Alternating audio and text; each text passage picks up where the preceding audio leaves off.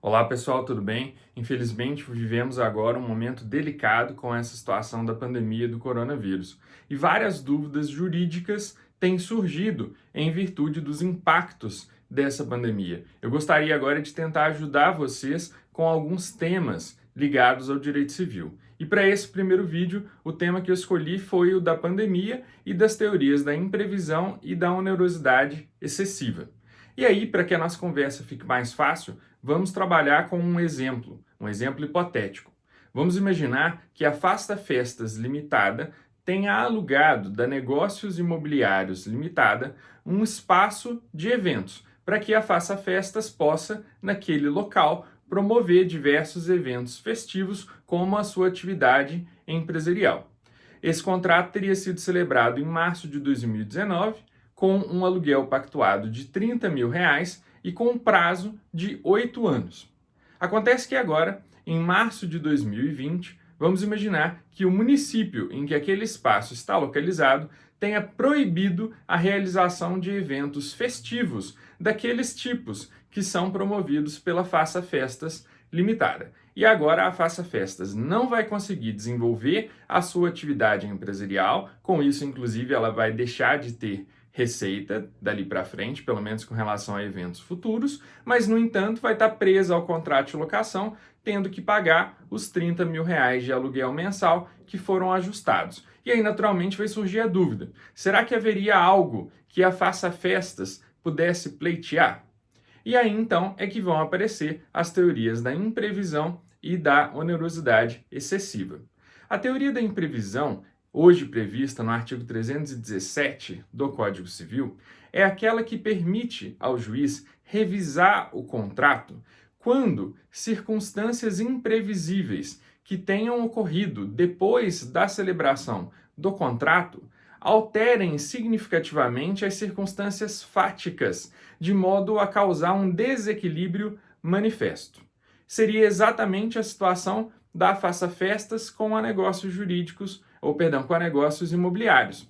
Quando da contratação, celebrou-se o contrato estabelecendo o valor de aluguel de R$ 30.000, porque naquele momento, em março de 2019, aquela era uma área muito interessante para que a Faça Festas pudesse desenvolver as suas atividades empresariais de promoção de festas. Acontece que essa circunstância, que estava prevista lá em março de 2019, se alterou significativamente em março de 2020, quando o município, em razão da pandemia do coronavírus, precisou proibir atividades daquele tipo naquele local, impedindo, portanto, que a Faça Festas pudesse dar àquele imóvel locado a destinação para a qual ele havia sido contratado. Então, o artigo 317 do Código Civil, como eu dizia, prevê a teoria da imprevisão, possibilitando ao juiz que, nesses casos, revise o contrato, com o intuito de restabelecer o desequilíbrio que surgiu entre as prestações. Nesse caso, do contrato de locação, entre a prestação do locador, que é ceder o uso do imóvel para o locatário, e do locatário, que é o de pagar os aluguéis. Nessa situação, a Negócios Imobiliários está cedendo um imóvel que perdeu a sua utilidade como espaço de festas e, em contrapartida, está recebendo R$ 30.000 de aluguéis. Há, então, um desequilíbrio, o juiz pode intervir para alterar essa situação, para restabelecer o equilíbrio, desde que haja a provocação por parte daquele que foi prejudicado por essa alteração nas circunstâncias, com um pedido de revisão contratual fundamentado no artigo 317 do Código Civil. Essa, em linhas gerais, muito resumidamente, focando aqui no exemplo, é a teoria da imprevisão. Acontece que o direito brasileiro também previu a chamada teoria da onerosidade excessiva. Essa está prevista nos artigos 478 e seguintes do Código Civil de 2002. A teoria da onerosidade excessiva acaba abrangendo a teoria da imprevisão, mas aqui com um diferencial: não basta haver desequilíbrio entre as prestações. Aqui esse desequilíbrio tem que ser tal que cause para uma das partes uma situação de onerosidade excessiva e para outra parte, em contrapartida, uma grande vantagem. né? E nesse caso especificamente, havendo esse plus com relação à teoria da imprevisão, que seria a onerosidade excessiva, o Código Civil admite a resolução do contrato. Lembrando que a resolução do contrato é a extinção do contrato sem cumprimento.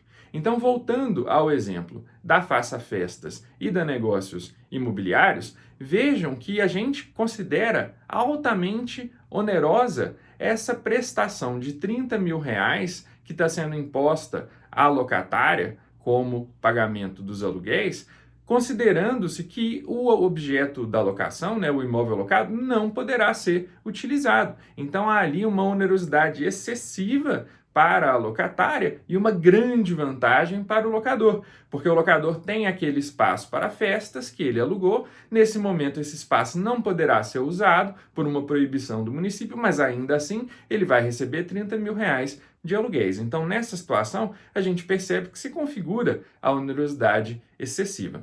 E aí, além de ser possível o pedido de revisão do contrato, com base no artigo 317, também é possível o pedido de resolução do contrato, de extinção do contrato sem cumprimento, com base no artigo 478.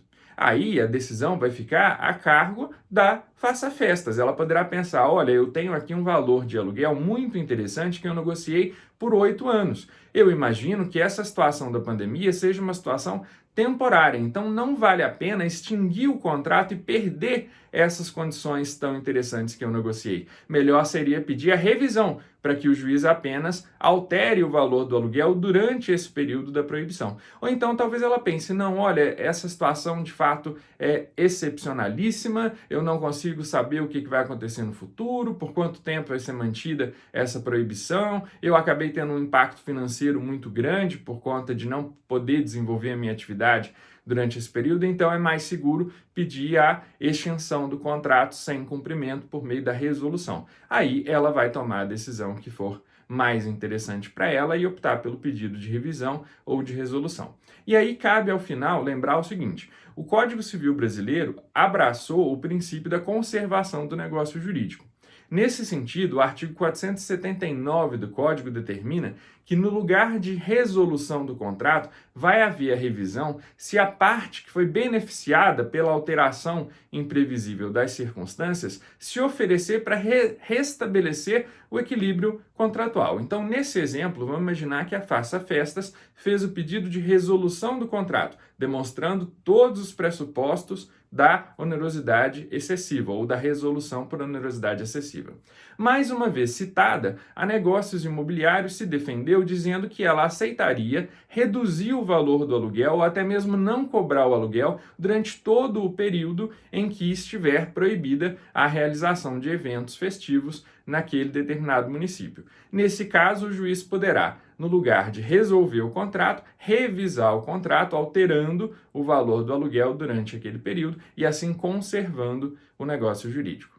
Pessoal, não deixem de conferir, tanto no curso de Direito Civil, esses temas contratuais e de obrigações que estão explicados lá por mim e pelo professor Eupídio, quanto também o artigo que eu publiquei no portal Gen Jurídico, com mais informações sobre a pandemia do coronavírus e esses temas da teoria da imprevisão e da onerosidade excessiva. O vídeo aqui é uma versão mais resumida para tentar tornar tudo mais didático para você. E aí vamos trabalhando juntos, pessoal, porque nesse momento todos têm que estar unidos, tanto para evitar a disseminação do vírus, quanto também para ajudar todos aqueles que precisarem de algum tipo de ajuda. E aí, nesse caso, vamos tentar trabalhar com a ajuda jurídica. Um grande abraço para vocês.